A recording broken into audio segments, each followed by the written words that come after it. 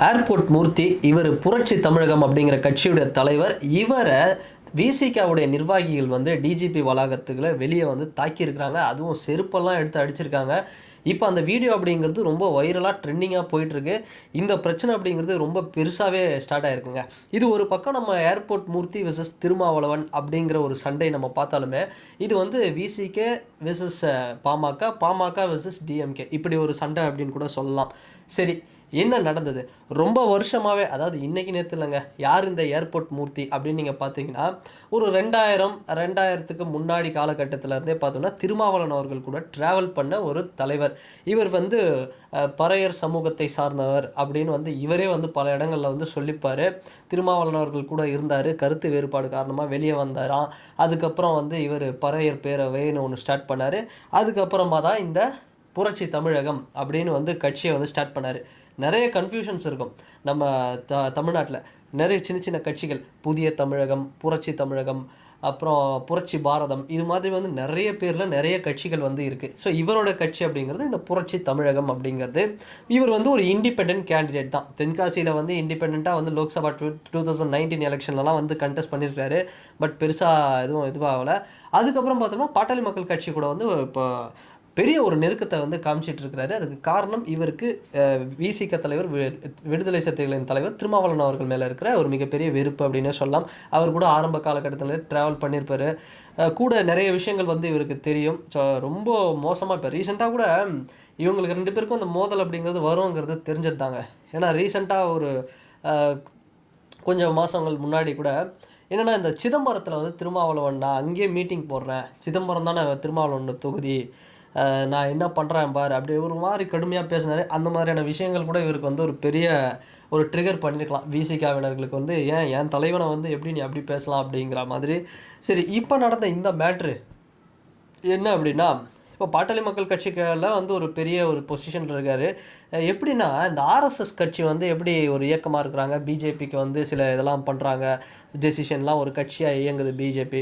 But இந்த பக்கம் பார்த்தோம் அப்படின்னா, இப்போ பாட்டாளி மக்கள் கட்சியை வந்து வன்னியர் சங்கம் அப்படின்னு ஒன்று இருக்காங்க. அவங்களும் வந்து பார்த்தோம்னா ஒரு சங்கம், ஒரு கட்சியாக பாட்டாளி மக்கள் கட்சி இருக்குது. இவர் அது மாதிரி தான் பறையர் பேரவை அப்படிங்கிற மாதிரி வச்சு இந்த புரட்சி தமிழகம் அப்படிங்கிற கட்சி வந்து இயக்கிட்டு வராரு. இது வந்து திருமாவளவன் அவர்களுக்கு வந்து ரொம்பவே வந்து ஒரு கடுப்பை வந்து ஏற்படுத்திகிட்ருக்கு. அதாவது பறையர் அப்படிங்கிற பேரை வந்து யூஸ் பண்ணக்கூடாது அப்படின்னு நம்ம வந்து பண்ணிகிட்ருக்கோம்.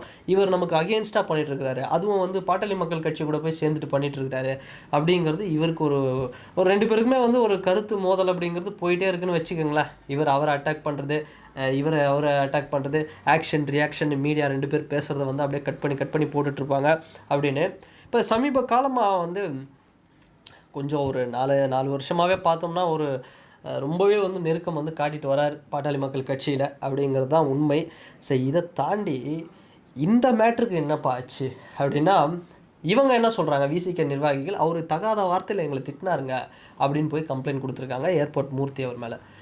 இவர் என்ன பண்ணியிருக்கிறாங்க, ஏர்போர்ட் மூர்த்தி அவர்கள் என்னை வந்து கூலிப்படை வச்சு தாக்கியிருக்காங்க அப்படின்னு திருமாவளவன் அவர்கள் மேலே வந்து ஒரு வன்மையாக வந்து ஒரு மிகப்பெரிய குற்றச்சாட்டை வந்து வைக்கிறாரு.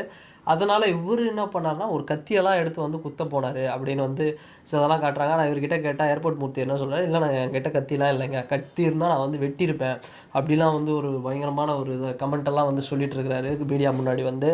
ஸோ ஆம்ஸ்ட்ராங் வந்து இது மாதிரி தாங்க, ஆம்ஸ்ட்ராங்க்கு பாதுகாப்பே இல்லை, ஆம்ஸ்ட்ராங் கொல்லப்பட்டார், அது மாதிரி வந்து என்ன பண்ணணும்னு நினைக்கிறாங்க அப்படின்னு சொல்லிட்டு. உண்மையாக எனக்கு தெரிஞ்சு இதில் வந்து நான் இந்த பக்கமா அந்த பக்கமா அப்படின்லாம் வந்து நான் சொல்லலைங்க. ஒரு விஷயம் நான் வந்து தெளிவாக சொல்லணும், இவங்க 2 பேருக்கு உண்டான மோதல் இன்றைக்கி நேற்று இல்லை. இது கிட்டத்தட்ட எப்படி சொல்கிறதுனா, ஒரு நல்ல கூட இருந்த ஒரு ஃப்ரெண்டு நம்ம கூட வந்து ஒரு சண்டை போட்டு வெளியே வந்தாங்கன்னா ஒரு அகெயின்ஸ்டாக இருப்பாங்க பார்த்தியா, அந்த மாதிரி ஒரு மேட்ரு தான். ஆனால் இதை தாண்டி எனக்கு இந்த இஷ்யூவில் அவங்க இப்படி தாக்குனதும் தப்பு. இவர் வந்து என்னதான் இருந்தாலும் ஒரு கட்சியோட தலைவர், அப்படி தாக்குறது அப்படிங்கிறது ரொம்ப ஒரு தவறான விஷயம். அதுவும் செருப்பு எடுத்து அடித்தது அப்படிங்கிறது தப்பு தான். ஆனால் இவர் வந்து அவங்கள கோவப்படுத்துகிற அளவுக்கு பேசியிருக்கிறாரு, நிறைய விஷயம் சொல்லியிருக்கிறாரு. இந்த பக்கம் தான் கமெண்ட் சொல்லியிருக்காங்க, அப்படி சொல்லியிருக்காங்க. இது ஒரு கருத்து முதல், இதெல்லாமே ஓகே. பட் செருப்பால் அடித்து தாக்குனது அப்படிங்கிறது ஒரு தவறான ஒரு விஷயம். நான் இது எதுக்காக சொல்கிறேன் அப்படின்னா, இப்போது கவின் கொலையாக இருக்கட்டும், இல்லை பட்டியல் சமூகத்துக்கு மக்களுக்கு நடக்கக்கூடிய நிறைய விஷயங்கள், அழுத்தங்கள், நிறைய பிரச்சனைகள் இதெல்லாம் நடக்குது. பட் இது வந்து என்னென்னா, திருமாவளவன் அவர்கள் வந்து அவரே வந்து நிறைய இடத்துல ஸ்டேஜில் சொல்லியிருப்பார், கருத்தை கருத்தால் தான் எதிர்கொள்ள வேண்டும், படிக்கணும், நம்ம வந்து அதிகமாக வந்து சண்டைலாம் போடக்கூடாது, தேவையில்லாமல் வன்முறைகளில் ஈடுபடக்கூடாது அப்படிலாம் சொல்லுவார். பட் இந்த விஷயம் என்னதான் யாராக இருந்தாலுங்க, ஒரு ஒரு சின்ன சின்ன விஷயங்களுக்கு வந்து சண்டை போடுறோன்னா கூட அது தேவையில்லாத ஒரு சில விஷயங்களுக்கு வந்து ஒரு ஒரு ஏதோ ஒன்று, ஒரு பப்ளிக் சேஃப்டி இதுவாக இருக்குது, ஒரு ஒரு இடத்துல வந்து ஒரு மோசமான ஒரு பிரச்சனையாக இருக்குது, ஒரு குடிபோதையில் 4 பேர் இது பண்ணுறானுங்க அப்படின்னா வந்து ஒரு பெண்ணை வந்து ஏதாவது பண்ண வரானுங்க அப்படின்னா அந்த டைமில் வந்து நம்ம ஒரு டிஃபென்ஸ்க்காக அடிக்கலாம் அப்படின்னா வச்சுக்கோங்களேன்.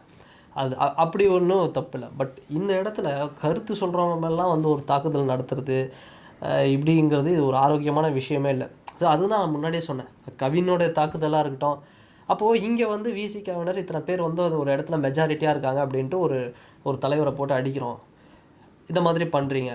அப்போது இந்த பக்கம் பார்த்தோம்னா அப்போது ஒரு அப்பர் கேஸ்டில் இருக்கிறவங்க இப்போ சில பேர் வந்து ஒரு ஒரு நார்மலாக கீழே ஒரு எப்படி சொல்கிறது, ஒரு கவின் மாதிரி இருக்கிறவங்க எனக்கு கீழே அப்படின்னு வந்து சொல்கிறாங்கன்னு வச்சுக்கிங்களேன். அப்போ அவனை நான் போட்டு அடிப்பேன், அவனை வந்து நான் இது பண்ணுவேன் அப்படின்னா, அப்போது அங்கே மட்டும் வந்து இப்படி ஒரு ரூல் வரும்பொழுது இங்கே வந்து இப்படி சொல்கிறது அப்படிங்கிறது இது ஏற்புடையதே இல்லை. அதனால் எப்போவுமே வந்து கருத்தை கருத்தாகத்தான் வந்து இது பண்ணணும். ஸோ ஏர்போர்ட் மூர்த்தி அவர் வந்து ஒரு அவர் என்ன வேணால் பேசலாம். பட் ஆனால் இப்படி ஒரு செயல் அப்படிங்கிறது இது கண்டிப்பாக இதை வந்து கொஞ்சம் கண்டிப்பாக இது வந்து விசிகாவுக்கு இது வந்து ஒரு பேட் இமேஜை வந்து கண்டிப்பாக க்ரியேட் பண்ணிடும் அப்படிங்கிற மாதிரி இந்த இஷ்யூ வந்து போயிடுமோ அப்படின்னு வந்து நான் நினைக்கிறேன். ஸோ அதனால் கருத்தை கருத்தால் எதிர்கொள்வது அப்படிங்கிறது ரொம்ப ஒரு ஆரோக்கியமான ஒரு விஷயம் அப்படின்னே வந்து சொல்லலாம். ஸோ அண்டு இந்த வீடியோவில் பொறுத்த வரைக்கும் அதுதான், நான் இப்படியும் வந்து சப்போர்ட் பண்ணல, இவருக்கும் வந்து நான் சப்போர்ட் பண்ணல, அவருக்கும் சப்போர்ட் பண்ணல. பட் இவர் ஏர்போர்ட் மூர்த்தி அவர்கள் வந்து பேசின விஷயங்கள் அப்படிங்கிறது அது அவர் அப்படி பேசியிருக்க வேண்டாம். தேவையில்லாமல் நிறைய வீடியோஸில் வந்து தேவையில்லாத விஷயங்கள்லாம் வந்து ரொம்பவே வந்து கோவப்படுத்துகிற அளவுக்கு வந்து பேசியிருக்கிறாரு. பட் இந்த பக்கம் அந்த மாதிரி வந்து நம்ம பார்த்தோம் அப்படின்னா திருமாவளவன் அவர்களுடைய அந்த விசிக நிர்வாகிகள் பண்ணது அப்படி வந்து பண்ணியிருக்கக்கூடாது. கேள்விகள் கேட்டிருக்கலாம், அவரை செருப்பு எடுத்து அடித்தது அப்படிங்கிறது ரொம்ப தப்பு தான். அதாவது அது நம்ம அப்படி பண்ணியிருக்கக்கூடாது. ஸோ பார்க்கலாங்க இந்த விஷயம். இது நேரடி ஃபைட்டு தான். இது நம்ம எதுவுமே சொல்ல முடியாது. இது பாமக விசஸ் விசிகா, திமுக விசஸ் பாமகவோட சண்டை தான். ஏர்போர்ட் மூர்த்தி போன்றவர்களால் வந்து அது ஒரு சின்ன சண்டையாக வந்து மாறுது. இது இவ்வளோ பெரிய சண்டையாக வந்துருச்சு, பெரிய சண்டையாகவே ஆயிடுச்சு. ஸோ வெயிட் பண்ணி பார்க்கலாம் என்ன நடக்குது அப்படிங்கிறத. அண்ட் இந்த வீடியோ பற்றின உங்களோட கருத்துக்கள் என்ன அப்படிங்கிறது இந்த கமெண்ட் செக்ஷனில் நீங்கள் மறக்காமல் பதிவிடுங்க. அண்ட் வேறு ஒரு வீடியோவில் வேறு ஒரு கான்டெக்ட்டில் நான் உங்களை பார்க்குறேன்.